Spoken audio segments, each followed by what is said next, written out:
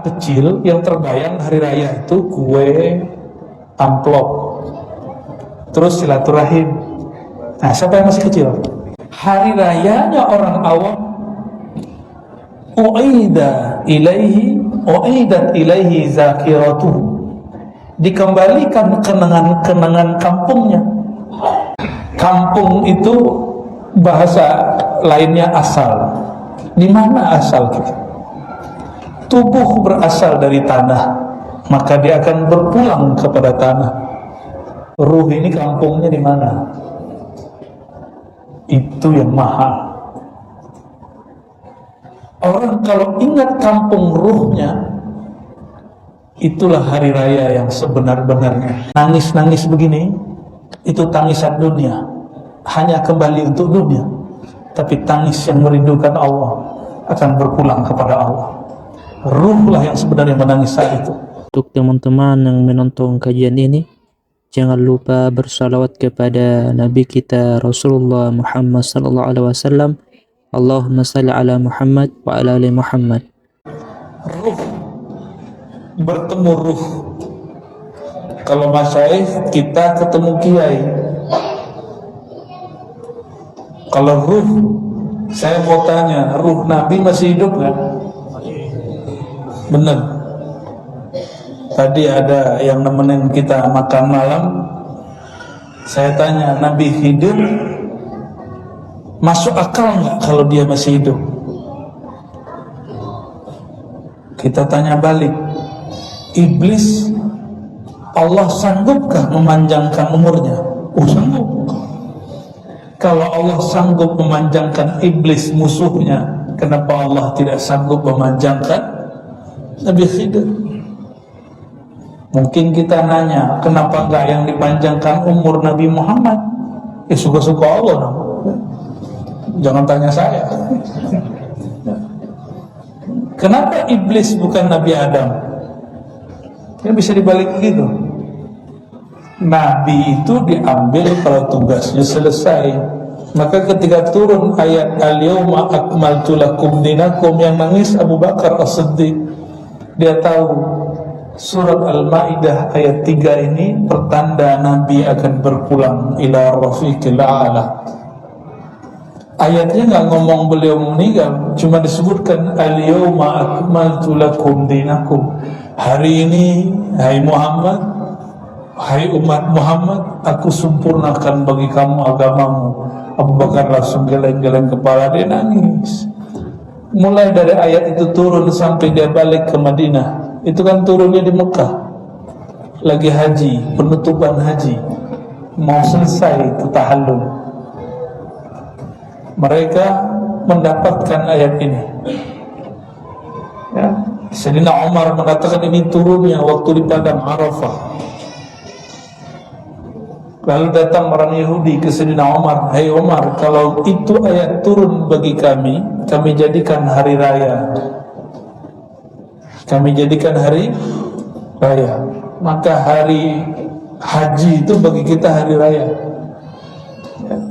Hari rayanya bukan tanggal 10 aja, dia mulai tanggal 9. Kalau anak kecil yang terbayang hari raya itu kue, amplop, terus silaturahim. Nah, siapa yang masih kecil? Yang masih kecil alam bawah sadar dia hari raya itu apa? Apa tadi? Kue, amplop. Oh, tambah satu lagi, baju baru.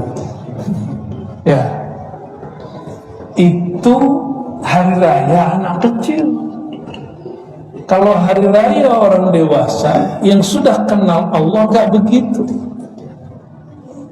Hari rayanya ketika pemberian Allah dikenang, ya.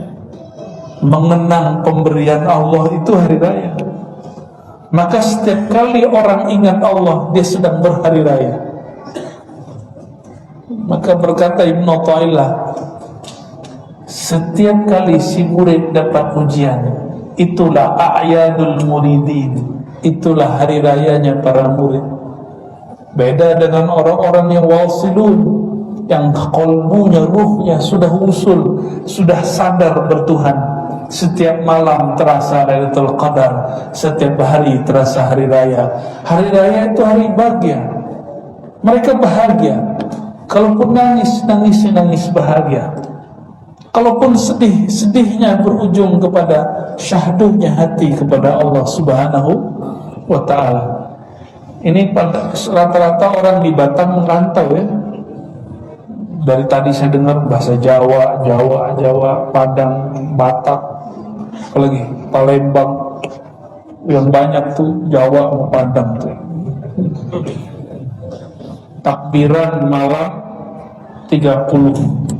Allahu Akbar, nangis. Ditanya, kamu ingat Allah ya? Enggak.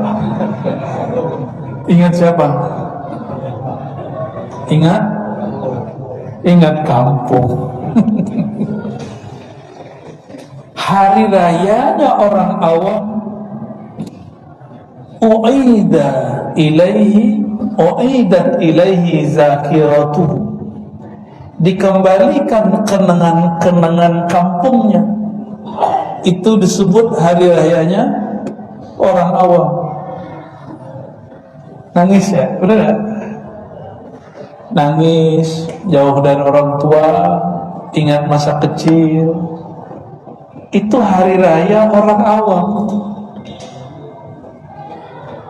Kampung kita di mana?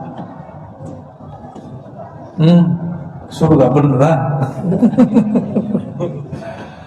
Kampung itu bahasa lainnya asal. Di mana asal kita? Tubuh berasal dari tanah, maka dia akan berpulang kepada tanah. Tapi kalau si fulan bernama Abdullah lahir di Medan, maka kampung fisiknya di Medan. Tapi dalam hadis kan disebutkan di hari tertentu yang diperdebatkan ulama, apakah hari ke-40 atau 40 kali 3, Allah memerintahkan malaikat untuk mengirim ruhnya sudah ditiupkan Allah, lalu disimpan oleh malaikat, ditiupkan ulang. Ruh ini kampungnya di mana? Itu yang mahal. Orang kalau ingat kampung ruhnya, itulah hari raya yang sebenar-benarnya. Hari raya yang itulah yang membuat seseorang bahagia. Kalau orang ingat hari ini kampungnya, kampung ruhnya, maka jika dia wafat, dia akan berpulang ke sana. Inna lillahi wa inna ilaihi raji'un. Kita milik Allah, akan berpulang kepada Allah. Ruh itu yang meniupkan Allah dengan rahmaniyahnya, kasih sayangnya. Maka ruh adalah hembusan kasih sayang Allah. Ketika seseorang mengembalikan dirinya kepada kekasih sayang Allah dan dia sadar, itulah yang disebut berhari raya. Baru dia nangis. Nangisnya bisa memadamkan api neraka. Ini yang disebut di hadis Imam Tirmizi. Kita mau pulang kampung, tapi nggak pernah kirim sesuatu ke kampung. Segan nggak pulang kampung? Segan kita. Begitu juga orang-orang ahli zikir. Muncul rasa takut di kalbunya. Ya Allah, saya kalau menghadap kepadamu, tanggung jawabnya apa?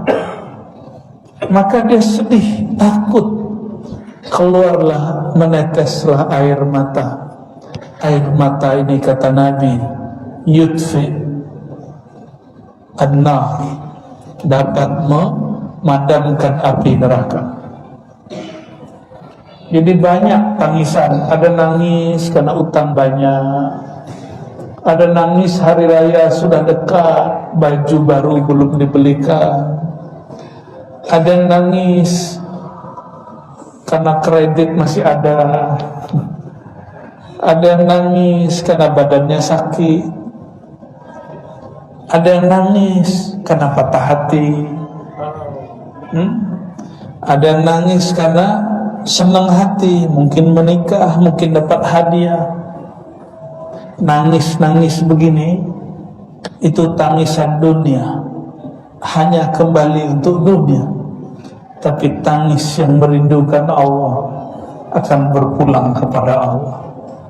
Ruhlah yang sebenarnya menangis saat itu. Maka bagaimana caranya merasakan itu? Jika sholat yang fisik ada gurunya, masa zikir nggak ada gurunya? Sholat cara ngangkat tangan diajarin guru nggak? Berapa lama guru kita dulu ngajarin cara baca usoli, walaupun sekarang dibid'ahkan makawan kita itu, cara ngapalin kunut, cara sujud biar nggak kayak si guguk. Kan ada yang sujudnya kayak guguk tuh ya, biar kalau turun kepalanya nggak mendahului imam. Ini kayaknya dulu waktu kecil suka ikut temen nih lagi sholatnya. Pernah ya? Di madrasah kayaknya begitu dulu. Di masjid Jumatan, satu nyikut itu satu saf semua ya, sama-sama nakal kita latihan. Nanti guru kita akhirnya dia korbankan sholat jamaahnya. Imam sudah mau rukuk, dia tungguin kita di belakang. Begitu dulu guru jagain murid, supaya murid secara fisik tahu cara sholat. Sama guru mursyid yang mengajarkan zikir seperti itu. Kalau lagi suluk, lagi khalwat, muridnya ditungguin. Muridnya tidur, dia nggak tidur. Muridnya makan, dia nggak makan. Muridnya lalai, dia ingat kepada Allah. Muridnya nggak doain dia, dia doain muridnya. Maka guru ini lebih mulia kadang dari orang tua. Mohon maaf, orang tua paling doanya, ya Allah banyakin rezeki anakku, sehat-sehatkan dia, jaga dia lagi bekerja. Itu doa orang tua. Tapi lain doanya guru, ya Allah berikan nur ke dalam kolbu muridku. Ada nggak orang tua begitu? Jarang.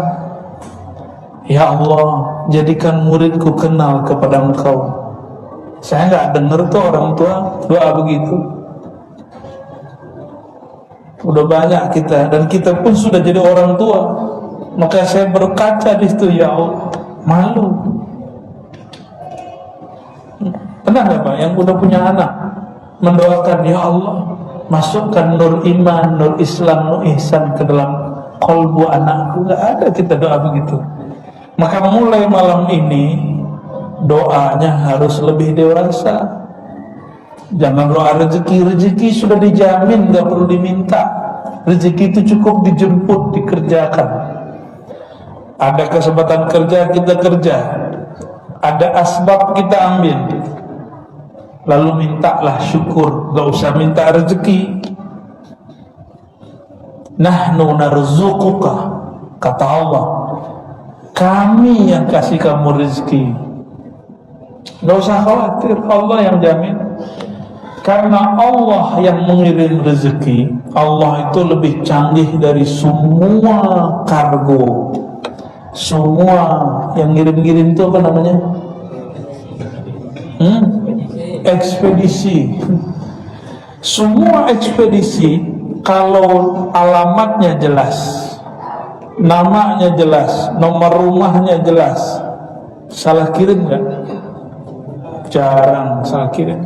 Kalau salah kirim tinggal komplain. Masa Allah kalah sama ekspedisi? Ya, boleh kita iklan sebentar ya. Apa namanya? JNE. Apa lagi? Tiki, apa lagi? Ya, ada yang lama dan tua, Pos Indonesia. Cuma sayang, kita ini kemakan iklannya. Itu semua nggak akan salah kirim. Kalau alamatnya jelas. Loh, kok ada seorang hamba yang merasa dirinya hamba Allah, terus temannya dapat rezeki, temannya naik pangkat, temannya dapat jabatan, dia ngomong, harusnya itu punya saya, harusnya itu rezeki saya, seharusnya itu jabatan saya. Kok ada orang begitu? Lain kalau ustaz, tanya aja sama beliau-beliau nih ya, seharusnya duduk di situ saya, seharusnya yang terkenal saya, seharusnya yang rame pengajiannya saya. Jadi irinya ustaz, apa irinya? Posisi, popularitas, pengikut. Ini hati-hati.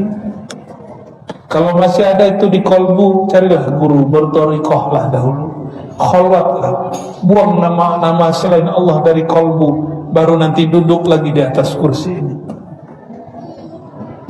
Berceramah lagi lah setelah itu. Kalau enggak, ceramahin dulu diri kita. Masih terasa enggak enak kalau ada orang ngaji. Lebih bagus pengajiannya dari kita. Ini untuk para ustadz nih, saya nyeramahin diri saya sendiri. Suluk lagi Pak, cari guru lagi.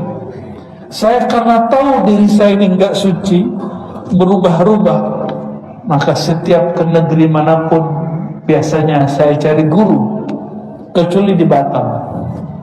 Udah gak sempet, mau jalan, mau ziarah aja gak sempet, listnya udah panjang gitu. Tapi gak apa-apa. Tapi coba perhatikan, kita kemana-mana, sehingga guru kita sangat banyak sekali. Saya ingin mengikuti jalannya para imam, Imam Bukhari, Imam Muslim. Mereka ini punya guru banyak, ribuan gurunya, sehingga dia punya dalil banyak kepada Allah, punya thariqah banyak kepada Allah Subhanahu wa ta'ala. Bapak Ibu Saudara Saudari kemakan Allah, apabila cara sholat fisik mesti ada gurunya yang membimbing, dan bukan sekali dua kali, kita berkali-kali datang baru bisa sholat.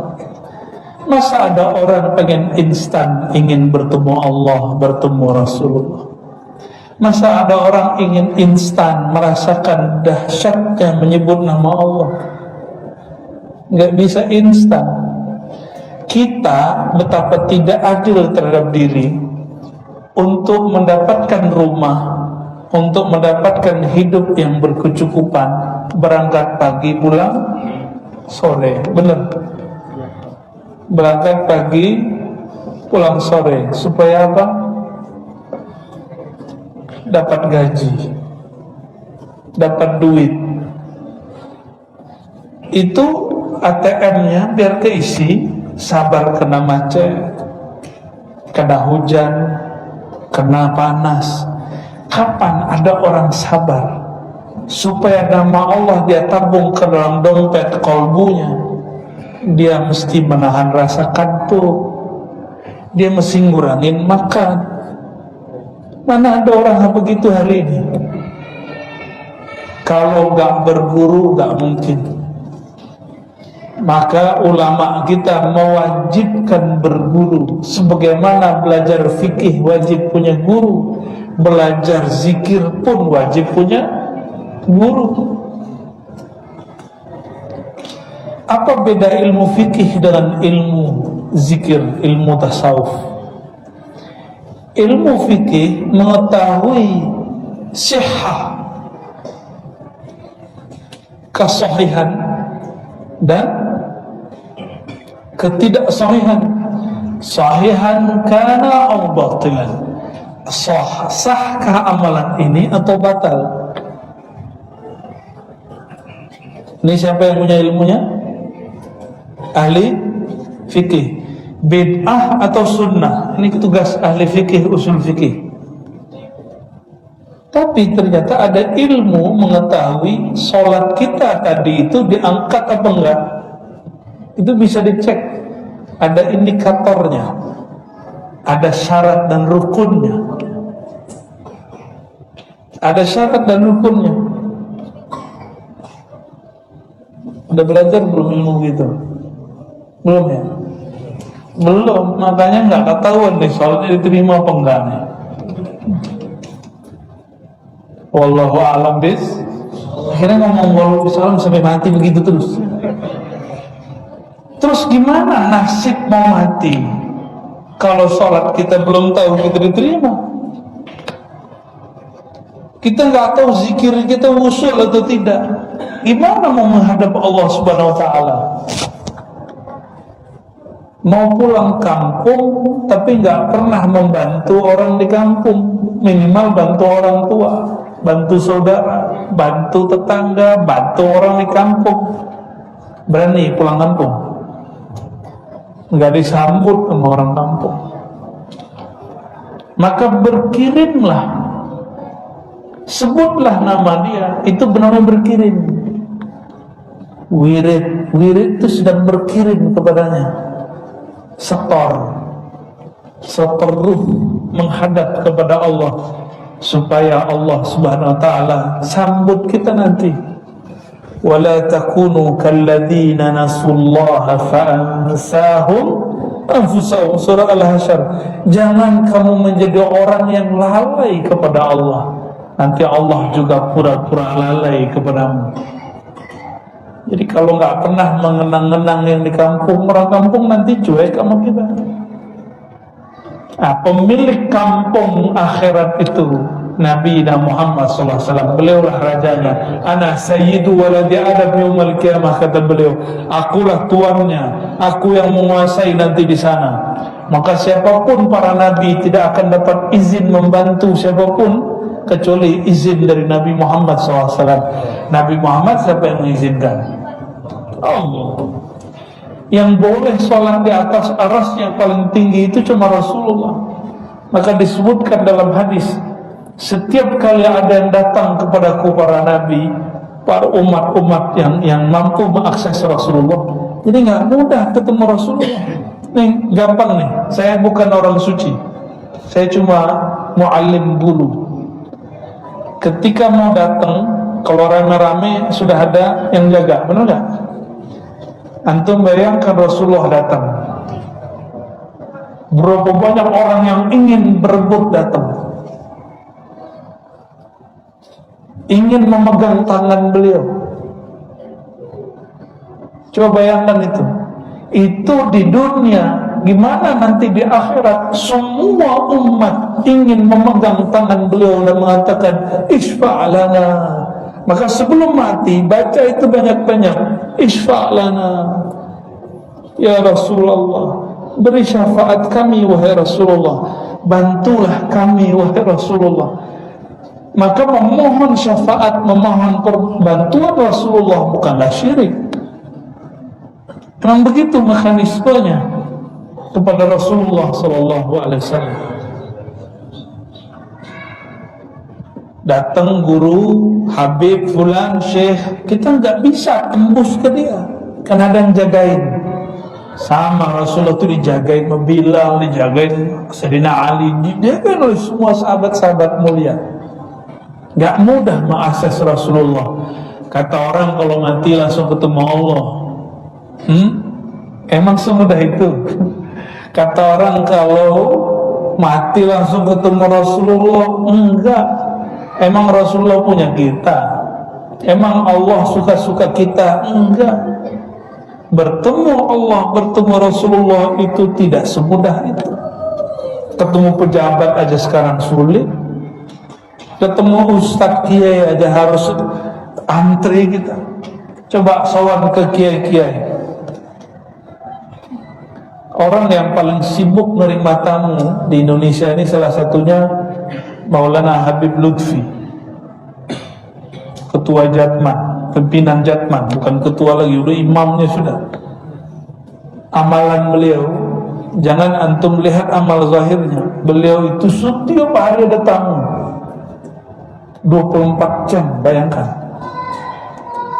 ya, saya beberapa kali lah, Masya Allah, nggak sanggup kita sanggup kayak beliau didatangin orang tiap hari ya. Kalau antum kebayang didatangin, diamplopin ya? Enggak, cuma kadang-kadang ngadu sama beliau, Enggak, beliau nggak butuh lagi yang begitu.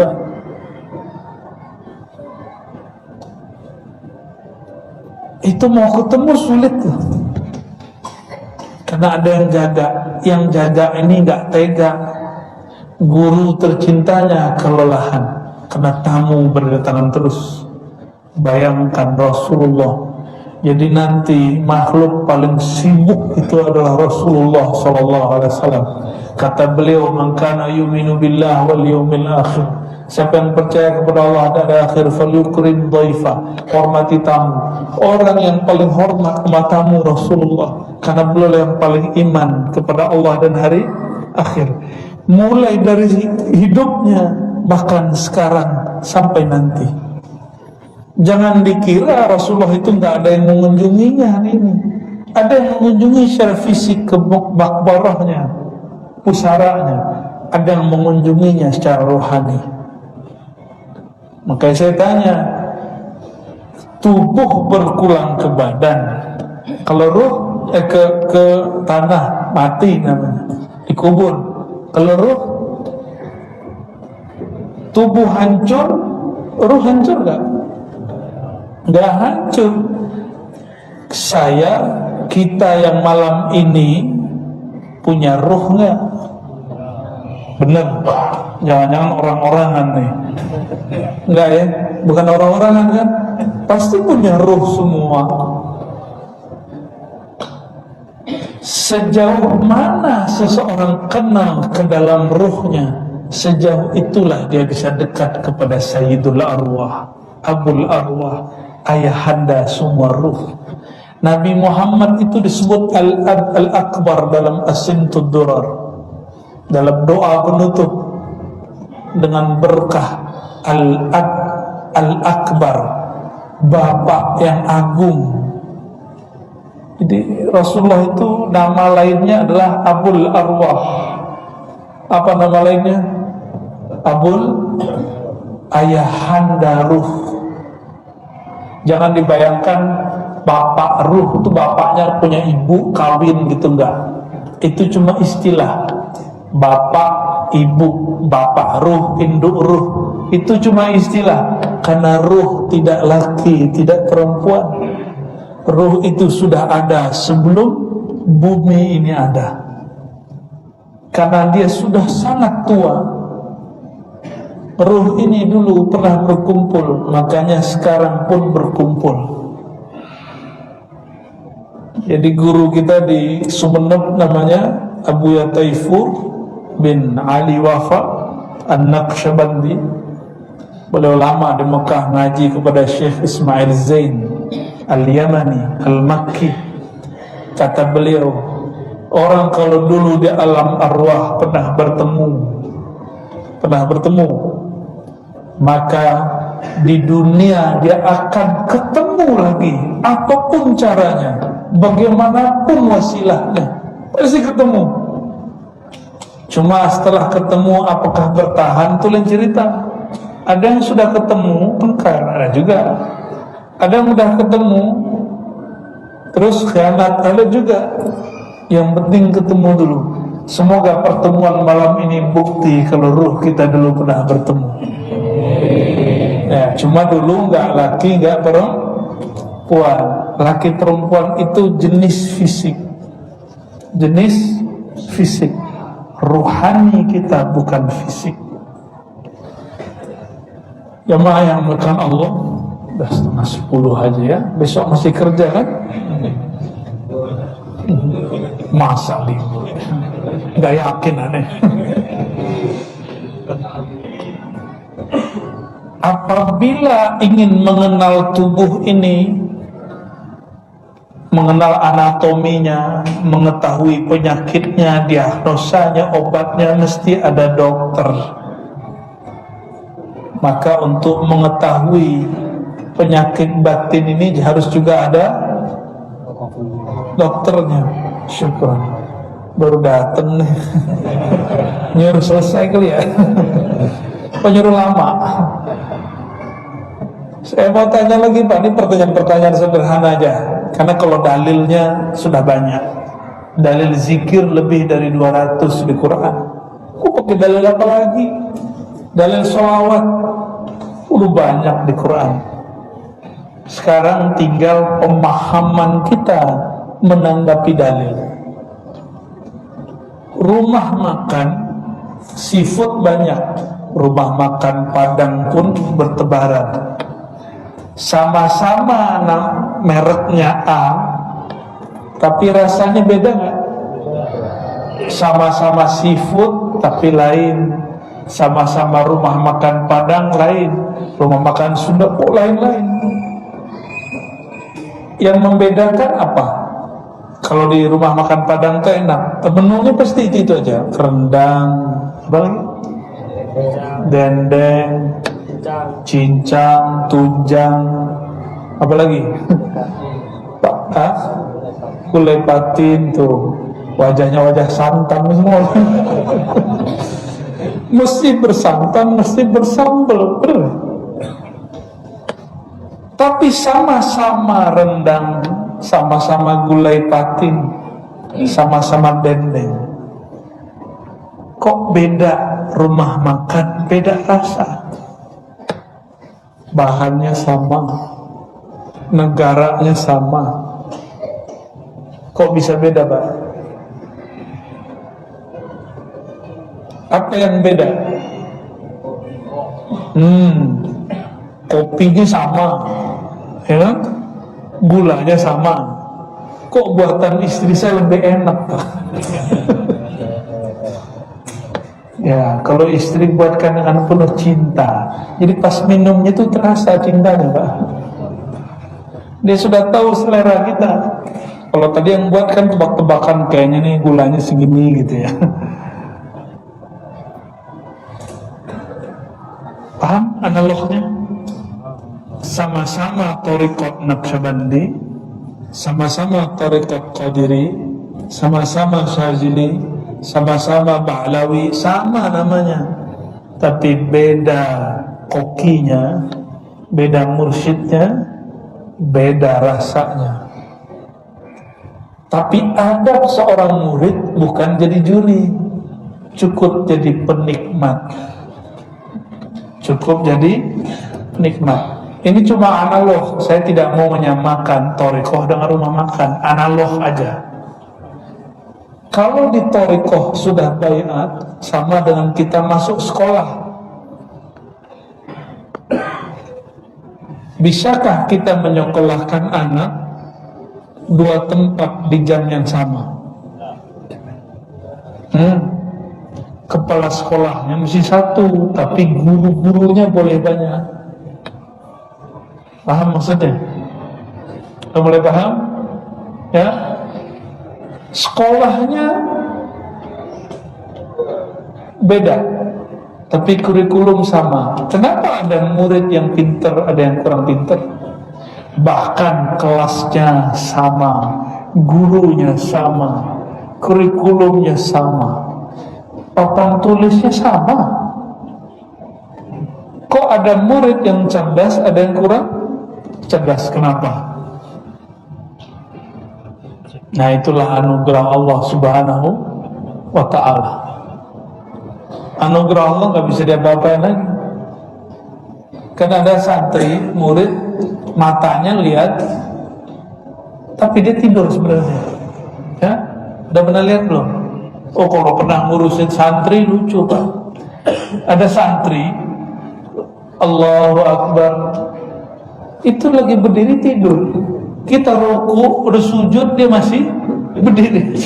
Ada orang santri bisa tidur lagi berdiri. Ini orang ini. Ya. Ada juga yang agak canggihan dikit, pas sujud nggak balik-balik. Itu ngalir, Pak. Lahar ngalir. Guru bilang begitu, mau marah saya, nggak dimarahi, nggak berubah. Anak guru ditungguin. Coba muridnya ada di kelas, gurunya jalan-jalan, muridnya jadi nggak? Maka jadi mursyid thariqah kalau sedang musim khalwat, musim suluk, adabnya guru nggak boleh ceramah keluar. Nanti muridnya masuk angin. Nanti muridnya sujud lama nggak ada yang bangunin. Ya, paham maksudnya? Jadi nggak usah lah mimpi jadi mursyid. Jadi mursyid sulit Pak, kalau kita PNS, karyawan itu sulit.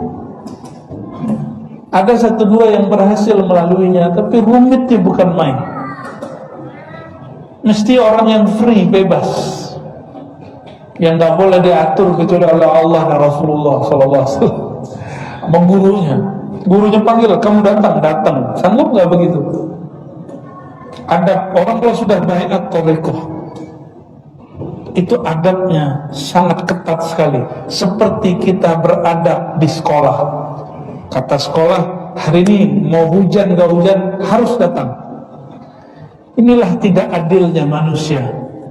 Untuk sekolah urusan duniawi dia disiplin, tapi untuk sekolah qalbu, untuk menyelamatkan diri dia tidak disiplin. Datangnya suka-suka, belajarnya suka-suka. Makanya Allah cuma ngasih suka-suka aja. Nikmat zikirnya ya suka-suka Allah lah. Kalau orang rutin setiap hari bekerja dari jam 8 sampai jam 5, 8 sampai jam 4, maka gajinya tetap. Sama al-minhah al-ilahiyah, gaji rohani, boleh diistilahkan begitu. Rahasia-rahasia pemberian rohani itu juga akan rutin turun setiap bulan, setiap minggu, setiap hari, apabila seseorang dia rutin menabung nama Allah Subhanahu wa ta'ala. Dan itu nggak mungkin kalau nggak ada. Kalau kita kerja karyawan pasti ada advisernya, benar nggak? Pasti ada supervisinya, pasti ada manajernya, pasti ada jenjang ke atas. Dalam urusan dunia bisa terima, bisa disiplin, tapi kalau urusan qalbu nggak bisa disiplin.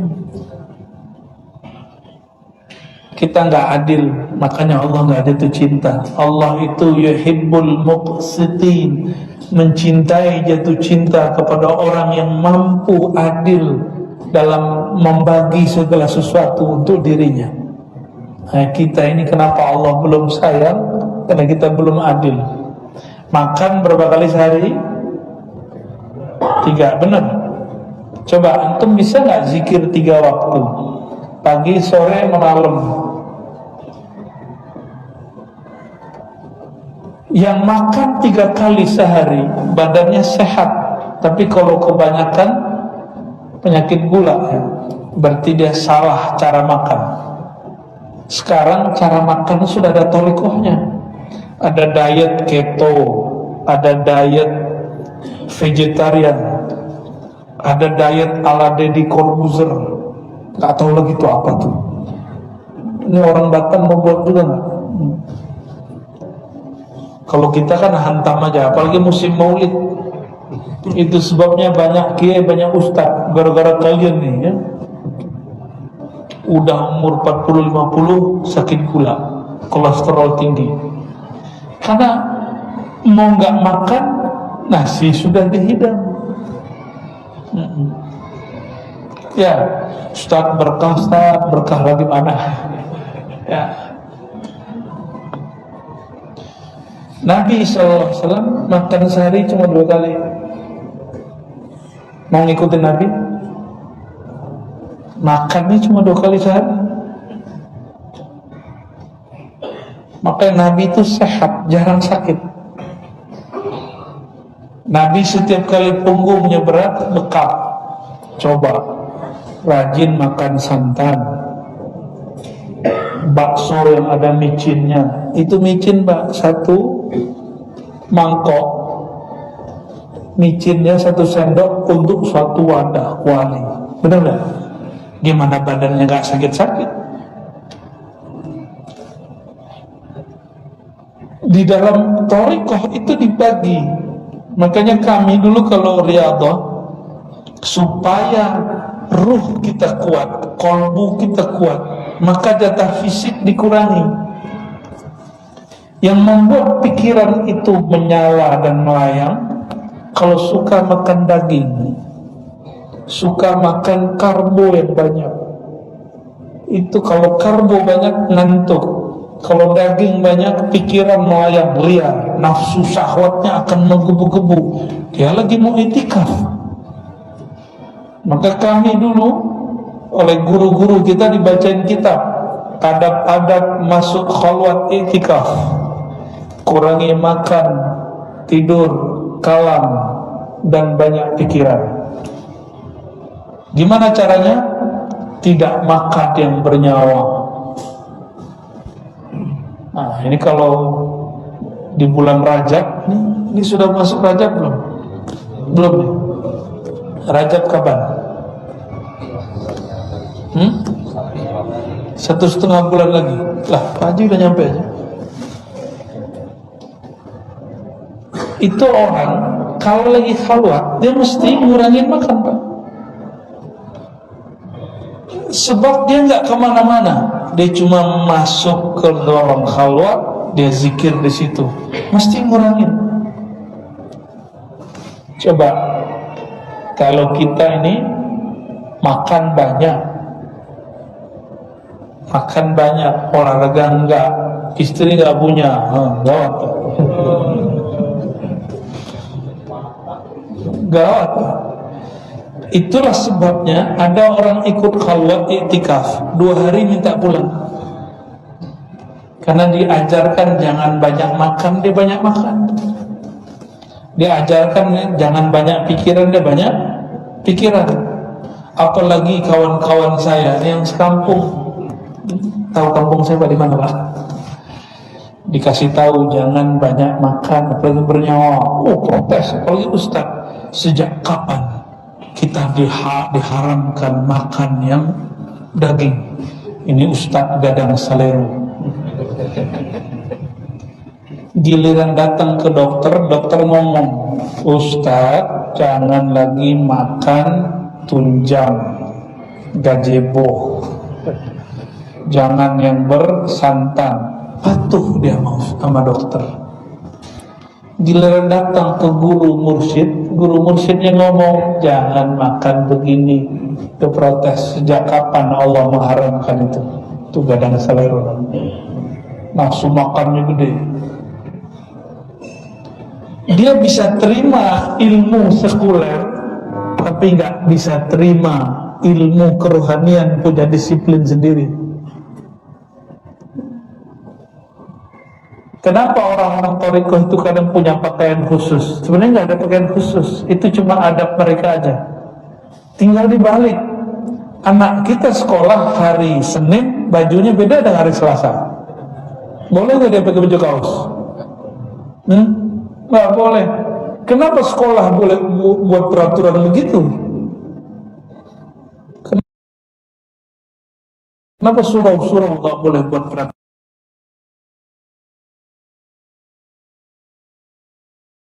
begitu? Surau itu sekolah rohani, mereka boleh buat peraturan sendiri, nggak suka keluar. Sama kayak sekolah ngomong, kamu nggak ikut peraturan kami, cari sekolah yang sesuai kemauanmu. Cuma hari ini kalau murid digituin, banyak yang melawan ya. Yang melawan kebanyakan ustadz juga, karena ustadz ini kebanyakan dalil. Dalil itu kalau kebanyakan nggak kenal yang dimadlulkan, keracunan dalil dia. Dalil itu kan isinya bertanya. Nih, jangan pakai lagi viral itu ya. Bapak Ibu saudara bukan Allah, pendek kalam, pendek cerita. Al-isnad minad-din, kata Ibnu Mubarak. Ini yang mau saya bacakan tadi. Al-isnad, bersanad, berguru, berthariqah, bermazhab, itu separuh agama. Maka kita ini pemahaman agamanya, kehusuan sholatnya, kedisiplinan beramalnya tergantung bergurunya kepada siapa. Boleh nggak berguru lewat online? Boleh, tapi itu cuma guru-guru acak. Karena kalau buka video A muncul video si B, benar nggak? Supaya kita punya pegangan, carilah guru yang bisa menjadi rujukan. Jadi kalau muncul video-video godaan, kita nggak menyimak itu lagi. Al-isnad minad din, laulal isnad laqala man sya'a ma sya'a. Kalau bukanlah karena orang punya guru, punya mursyid, punya imam, punya mazhab, punya thariqah, semua orang akan ngaku suka-suka. Dia akan langsung mengatakan enggak usah ikut imam, langsung saja kepada Allah dan Rasulnya. Dan itu sudah terjadi saat ini. Sudah terjadi saat ini. Enggak usah ikut guru, benar enggak? Cukup kalam Allah dan kalam Rasulnya. Ma qala Allah wa rasuluhu, kayak paling benar aja. Apa yang Allah kalamkan dan Rasulnya, kayak dia pernah dengar Allah langsung. Yang mendengar Allah langsung namanya siapa? Nabi. Yang dengar Rasulullah langsung siapa? Sahabat. Kalau baca kitab hadis itu bukan langsung kepada Allah dan Rasulnya, apalagi buka Google, apalagi nonton TV ABCD, dengerin radio ABCD, itu bukan langsung kepada Allah dan Rasul. Yang paling lucu, mengatakan kembali kepada Allah dan Rasul, tapi ustadznya ada. Kata ustadz fulan, nggak boleh berguru. Lah dia berguru ustadz itu. Nggak boleh kata imam, tapi dia sering menyebut Syekhul Islam Imam Ibn Taymiyah. Ibn Taymiyah pun berthariqah. Yang mengatakan ini bukan saya, yang mengatakan ini para imam sendiri. Dan dia punya jalur kepada Syekh Abdul Qadir Jilani Qadiriyah. Dan ilmu thariqahnya disebutkan, disyarahkan oleh muridnya sendiri, namanya Ibnu Qayyim Al-Jauziyah. Beliau juga punya jalur ke Imam Qushairi. Makanya Imam Ibnu Taimiyah ini, Imam Salafi, bertanyalah Ibnu Qayyim, wahai Tuan Syekh, kenapa engkau tidak sarapan dulu baru zikir? Apa jawabannya? Zikirku adalah sarapan rohaniku. Jika aku tidak sarapan rohaniku, maka badanku lemas. Ada satu wiridnya, Imam Safadi meriwayatkan Imam Ibnu Taimiyah ini kalau pada subuh, salah satu wiridnya mengulang baca Fatihah. Bismillahirrahmanirrahim. Mengulang terus. Bid'ah lah.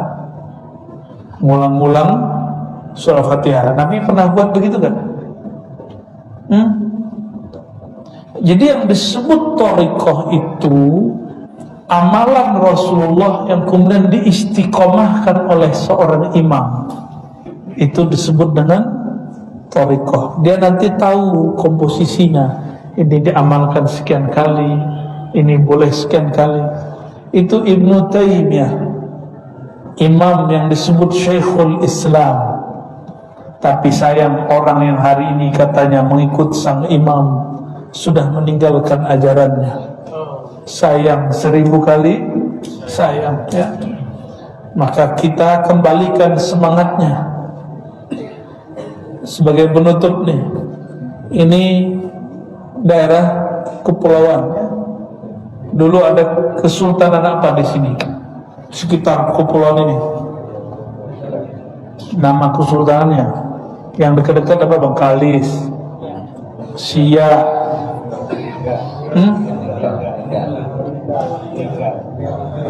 Lingga,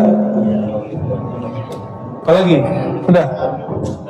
Kalau yang dulu bahkan Johor tuh menguasai ini juga. Ini biasa, zaman-zaman itu raja-raja saling ekspansi sesama muslim. Malaka juga ikut ya. Ini tuker-tukeran dari dulu. Bapak Ibu saudara makan Allah, itu raja-raja Melayu, mereka hampir semuanya punya guru thariqah. hampir semua kerajaan Siak itu ada mursyidnya. Seingat saya namanya dulu itu Raja Ali Haji dia ngambil thariqah kepada Syekh Ismail As-Simaburi, ngambil thariqahnya ke orang Simabur, tapi orang ini bukan di kampung ditinggal, dia lama di Mekah. Syekh Ismail ini mengambil dari Syekh Abdullah Al-Arzinjani, Syekh Abdullah mengambil dari Maulana Khalid Al-Baghdadi Ad-Dimashqi. Ilmunya dibawa ke tanah Melayu,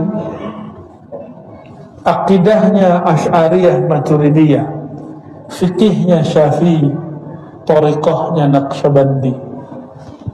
Naqsyabandi ini ada cabang-cabang juga. Di generasi setelah dia ada namanya Sultan Muhammad Yusuf, seingat saya. Dia ini ikut Naqsyabandi yang lain. Jadi dulu istana-istana menjadi tempat tawajuh orang zikir khususiyah, istighosahan di situ, maulidan di situ. Maka kita berharap semoga negeri kita ke depan istana itu ada maulid. Maulidnya bukan seremonial, tapi orang baca dibaan di situ. Amin. Ya. Nggak usah jauh-jauh dulu kantor gubernur, ya kan? Minimal tempat tinggalnya wali kota, rumah dinas itu dipakai untuk maulidan. Nggak usah acara besar-besar, dia aja bersama anggota-anggotanya. Kalau maulid sudah mulai ada di kalangan pemimpin, maka kepemimpinannya diberkahi. Kenapa? Dia nanti terinspirasi oleh Rasulullah Sallallahu Alaihi Wasallam. Bapak Ibu yang bukan Allah, jika semua pemimpin-pemimpin kita dulu di negeri ini mereka berthariqah, Muhammad Al-Fatih berthariqah, siapa lagi? Salahuddin Al-Ayyubi langsung ke Syekh Abdul Qadir Jilani. Terus kenapa hari ini Islam mau dibangkitkan tapi orang benci kepada tasawuf dan thariqah? Maka saya boleh kalamkan satu hal sebelum kita tutup. Jika ingin bangkitkan Islam, maka bangkitkanlah ilmu kerohanian. Jika ingin membangkitkan ilmu kerohanian, maka satu-satunya jalan hidupkan thariqah sufiyah yang muktabarah. Nanti ruhani umat akan bangkit. Dan ini ada porsinya, bisa untuk orang awam, bisa untuk orang kiai. Jadi thariqah tidak khusus untuk orang alim, boleh untuk orang awam, boleh untuk orang santri. Ya, baca kitabnya Syekh Abdul Samad Al-Falembani untuk para ustadz yang masih menyaksikan orang awam berthariqah. Syekh Abdul Samad Al-Falembani dalam Siyarus Salikin, ya, dan satu kitabnya yang kecil tentang fikih menyebutkan bahwa thariqah tasawuf itu porsinya harus dibedakan antara orang awam, penguasa, orang berniaga, dan santri, begitu ya mutajarrid, orang khusus. Nggak boleh kita halang-halangi, tinggal nanti kurikulum yang dibedakan. Ya, maka saya mengimbau para kiai, ayo semuanya berthariqah. Kalau nggak akan pernah menikmati satu lafaz Bismillah. Allah akan haramkan nikmatnya sujud. Kenapa? Dia arogan, nggak mau berguru. Jadi thariqah itu yang saya rasakan dalam batin saya adalah menghancurkan ego. Ini yang paling mahal dari orang thariqah. Mau datang ke guru, gurunya nggak kuliah, nggak nyantri seperti dia, tapi dia cium tangan gurunya. Itu dahsyat itu orang. Berarti dia sudah menghancurkan egonya sehancur-hancurnya. Yang paling sulit ustadz, lagi-lagi ustadz. Maka para asatis, nanti kalau ada mursyid datang ambil ilmu dari beliau-beliau, ya, cari yang lebih senior, lebih tua lah. Semoga Allah berkahi saya kepada hadir malam ini, ya.